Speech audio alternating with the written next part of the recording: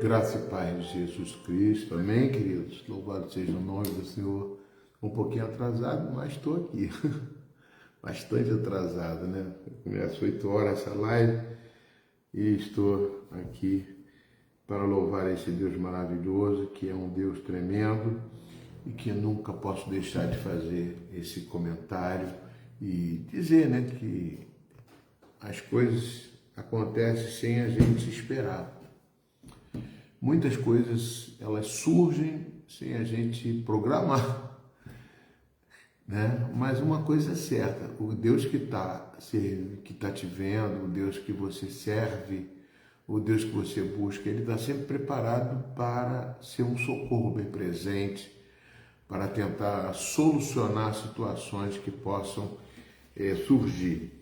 E uma vez eu quero ler aqui 1 Pedro capítulo 4, versículo 12, ele diz o seguinte: amados, não estranheis o fogo ardente que surge no meio de vocês, que destina a te provar, como se alguma coisa extraordinária estivesse acontecendo. Pelo contrário, você deve se alegrar na medida que você é coparticipante do sofrimento de Cristo, para que também, na revelação de sua glória, você se alegre, exaltando esse Deus maravilhoso. Se pelo nome de Cristo você é injuriado, você é bem-aventurado, né? Porque sobre você repousa o Espírito da glória e de Deus. Eu estou falando isso aqui porque eu deixei eu fiquei, né, muito intrigado com o que o John Wesley falou sobre a questão de que ele estava preocupado que estava vivendo carnalmente porque não estava sofrendo nada, que a situação que ele estava passando, de tranquilidade, de paz, ninguém estava perseguindo ele, uma coisa nesse sentido, né? E ele estava preocupado, falou assim, poxa, ninguém me persegue, ninguém mais fala de mim, ninguém mais comenta alguma coisa, ninguém... Então ele falou assim, tem alguma coisa errada, Deus, por favor, será que eu estou carnalmente, eu estou vivendo em carne, eu não quero isso, não, manda uma resposta, por favor. E não demorou muito, veio um fazendeiro, jogou um tijolo na direção dele, tentando acertar ele. Ele falou, Senhor, obrigado, Pai, obrigado, porque agora o Senhor confirmou que eu não estou vivendo carnalmente. Então, são coisas que a gente ri, mas ao mesmo tempo é uma situação que você, quando não sofre, não passa uma luta, uma dificuldade, você está tudo tranquilo, tem alguma coisa errada, porque você não está incomodando as trevas. Amém? Porque a tendência da luz é ofuscar as trevas. E se as trevas se movimentam, ele vai movimentar através de quê? De luz? Não, ele vai movimentar através de pessoas, de seres humanos, que vão tentar conduzir você para uma situação em que você fica triste, abatido, chateado, né? E isso você, lógico, ele instiga as pessoas. E nós temos que estar preparados para isso, né? E Pedro traz essa palavra que eu gostaria muito de comentar com vocês, que ele diz depois, se você, né, não estranhe esse fogo ardente que surge no meio de vocês. Eu queria achar aqui.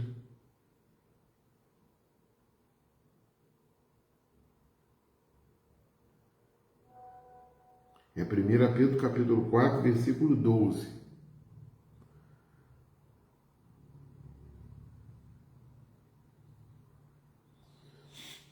Versículo 12.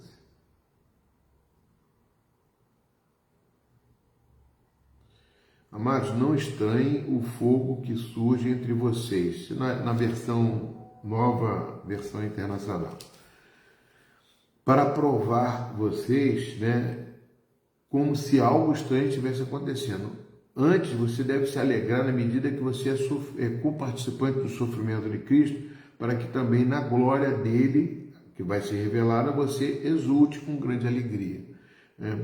Se você não é insultado por causa da morte de Cristo, do nome de Cristo, vocês são bem-aventurados. Se vocês são insultados por causa do nome de Cristo, vocês são bem-aventurados, pois o glorioso Espírito de Deus repousa sobre vocês.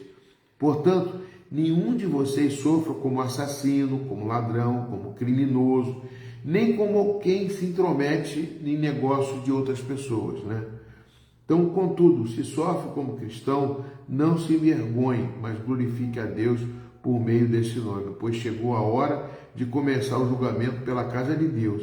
E se começa primeiro conosco, qual será o fim daqueles que rejeitam o Evangelho de Deus? E se o justo, eu gosto muito dessa frase, se ao justo é difícil ser salvo, o que será do ímpio, o pecador? Então, essa parte é importante, amados, porque eu prego isso justamente para fortalecer a minha fé também.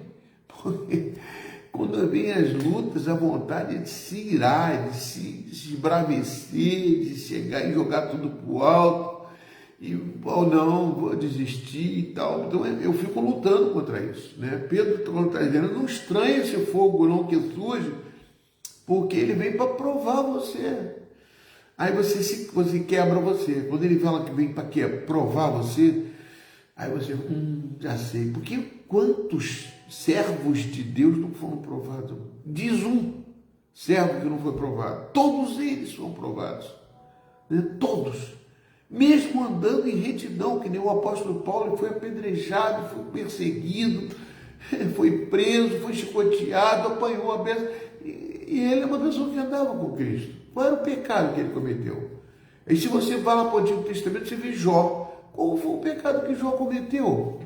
Para poder sofrer toda aquela situação.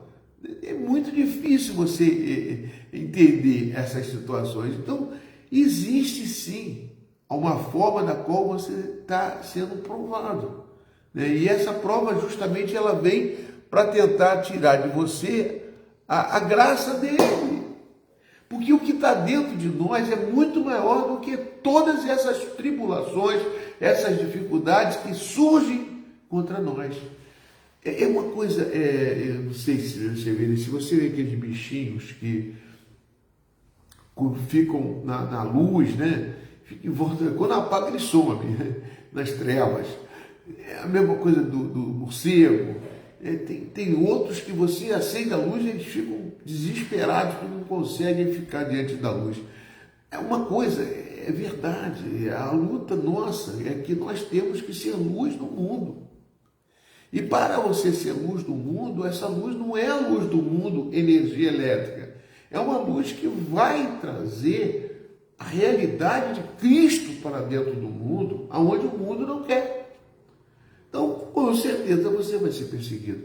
E mesmo no mundo, ou seja, você vai ter aflições, como disse Jesus, mas no mundo há pessoas que são boas e más.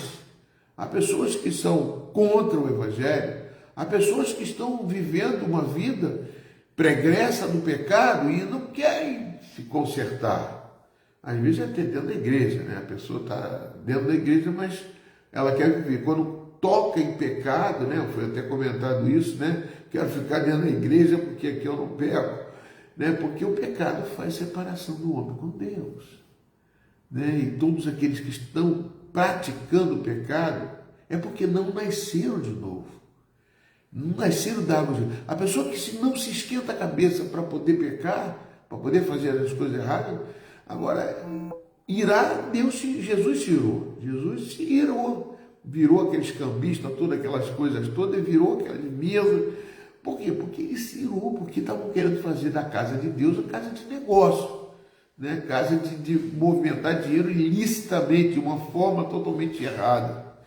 Outro texto que Deus me deu, amados, tremendamente hoje, foi Deuteronômio capítulo 28. Eu vou ler para vocês aqui, que foram dois textos que Deus me deu para a gente poder meditar. Deuteronômio 28, ele traz aqui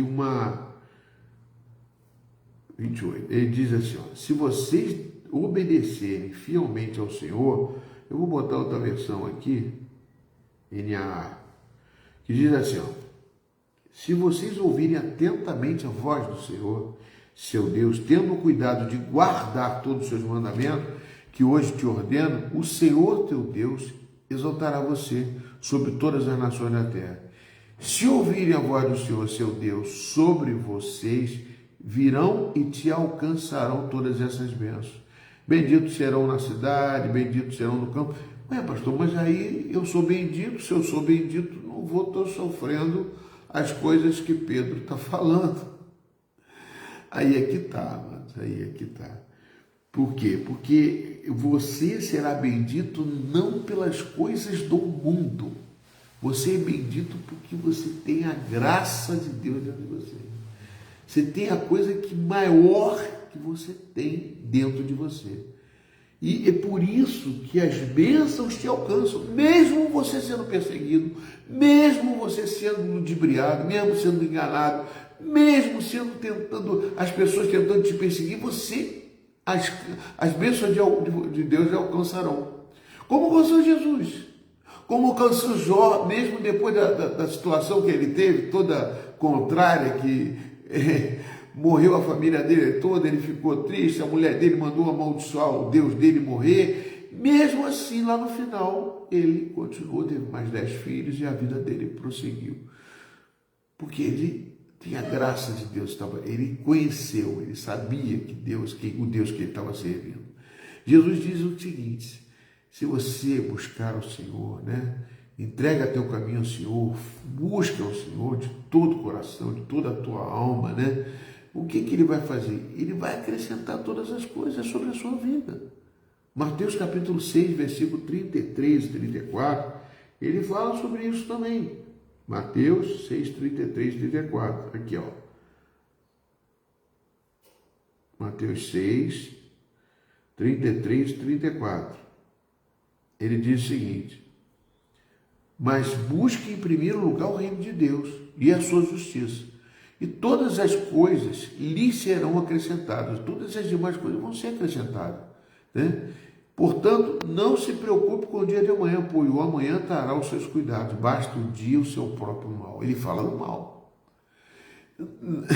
Você busca em primeiro lugar o reino de Deus. Você não pode... As bênçãos que você alcança são provenientes do céu, não provenientes do mundo. Então você busca o Senhor. É Deus que abre portas, é Deus que fecha portas. E Deus permite, porque você está no mundo, você vai sofrer aflições, porque você está no mundo e você é luz. E sendo luz e tendo a graça de Deus dentro de você, você é separado para Deus, você é escolhido de Deus, você está fadado à glória de Deus. Amados, Romanos capítulo 8, versículo 18, também fala muito importante, o texto que eu quero finalizar aqui com vocês. Romanos 8, 18. Abra sua Bíblia, Romanos 8, 18 diz assim, ó. O capítulo 8 de Romanos é tremendo, Mas 8, 18 ele diz assim: porque para mim tenho por certo que o sofrimento, é a mesma coisa do apóstolo Pedro que nós comentamos lá, não estranheis o sofrimento que você está passando, é o fogo, esse fogo estranho, esse fogo ardente, não estranha isso não. Ele diz assim: porque para mim, por certo, que os sofrimentos do tempo presente, eles não podem ser comparados com a glória a ser revelada em nós. Então ele diz que a glória que vai ser revelada é muito maior. Por isso que Pedro fala que o sofrimento que você tem, se for por Cristo, não for por outro motivo, com certeza, amados, não compara com a glória que Deus tem para você. É por isso que a gente se consola. Por isso que o Espírito Santo, ele também é consolador. No Antigo Testamento também tem o Salmo 73. Eu falei que ia terminar, vai lembrando, o Espírito Santo vai me lembrando aqui de palavras, e eu começo a ver outros textos que são interessantes, que estão no mesmo foco que Pedro, em 1 Pedro capítulo 4, versículo 12. No livro de Salmos, você vai ver aqui no capítulo 73, aqui, ó. Salmos 73. Acho que é um salmo de Asaf. É Asaf mesmo. De fato, Deus é bom para com Israel, para com os de coração limpo. Deus é bom para os corações limpos. Quanto a mim, porém, quase me resvalaram os pés. Ou seja, quase que ele se desviou desse caminho. Por quê? Pouco faltou para que se desviasse meus passos, pois eu invejava os arrogantes. Ao ver a prosperidade dos maus, para eles não há preocupações, o seu corpo é forte e sadio, não partilham da canseira dos mortais, não são afligidos como os outros, por isso a soberba os cinge com o colar e a violência o envolve como um manto. Os olhos saltam-lhes de tanta gordura, o coração deles brota fantasias, eles zombam, falam com maldade, eles falam da opressão com maldade, com arrogância, abrem a boca para falar contra os céus. A língua dele não importa, a língua dele fala assim, besteira, percorre a terra. Por isso o seu povo se volta para eles e os tem por fonte da qual bebe com avidez. Eles dizem, como Deus ficará sabendo? Por acaso o Altíssimo tem algum conhecimento? Eis que estes são os ímpios, e sempre tranquilos, aumentam suas riquezas de forma ilícita, de qualquer jeito, não estão preocupados com nada, e com certeza foi inútil conservar puro o meu coração. Olha o que Asaf está falando, poxa, esse pessoal aí está vivendo bem aí no mundo, felizes, fazem isso, não se preocupam com nada, estão sempre aí nos botequins, nos bares, estão bebendo, estão fumando, estão se drogando, estão aí casando, separando, estão fazendo o que querem.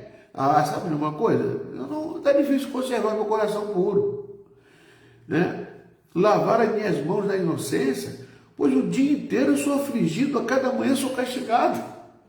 Ele dizendo que ele sendo limpo, puro, sendo andando nas coisas, ele sofre, entendeu? Então o sofrimento faz parte de uma prova, como disse o apóstolo Pedro lá em 1 Pedro capítulo 4, versículo 12.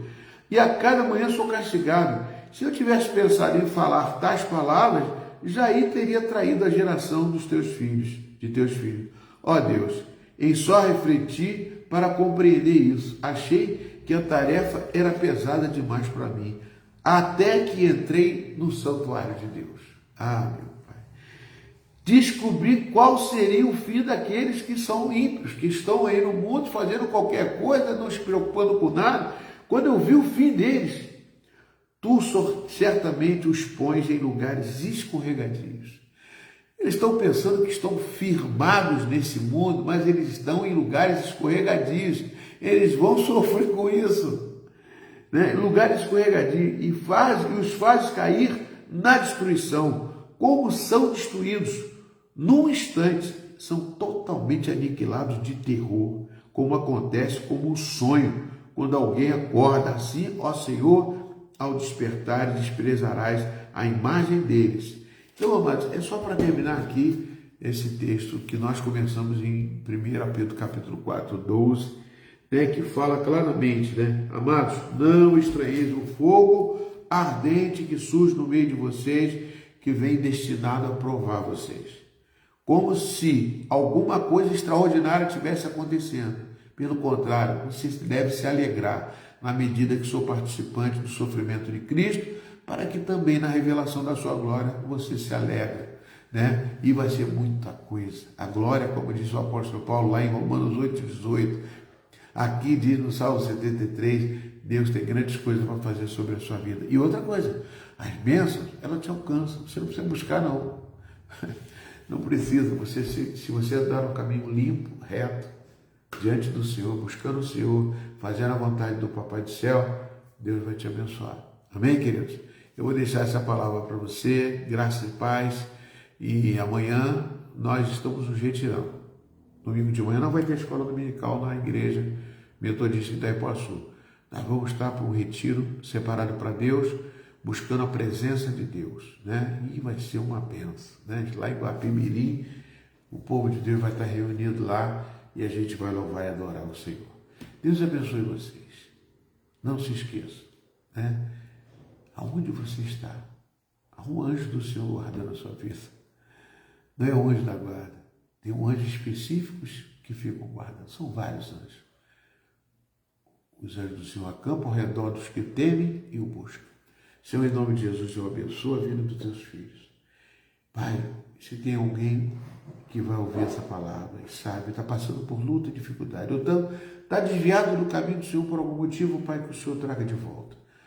Porque o Senhor está sempre preparado como está aquele homem, o pai, aquela parábola do filho pródigo, que o pai estava ali com o anelzinho, já esperando para o filho voltar para poder ser abençoado, para poder dizer, você é meu filho, você estava perdido e foi achado. Que Deus abençoe vocês, que a graça de Deus envolva o seu coração, que a mão de Deus esteja sobre a sua vida, que a cura do Senhor esteja relatando e bombando, como diz hoje, a sua vida. Deus abençoe, fique na paz do nosso Senhor e Salvador Jesus Cristo. Amém? Tchau, tchau, queridos.